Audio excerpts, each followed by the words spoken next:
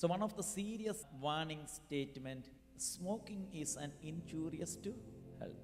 But even though it is a warning statement, many of the educated people, such as doctors, engineers, scientists, and well-educated people, they are addicted to smoking.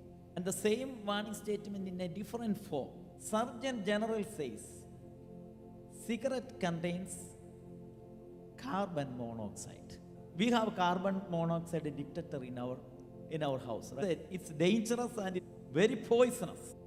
But all these knowledgeable people, they know that it's dangerous. We believe that knowledge is always eradicating all the bad things from our community. So that's our understanding. Knowledge is very powerful. We need knowledge.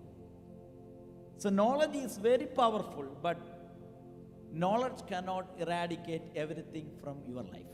But let me tell you, we need knowledge, but at the same time, we need a helper. We need a help. Even though you are well educated in this community, but Jesus says, you need a helper. I will send another helper to be with you.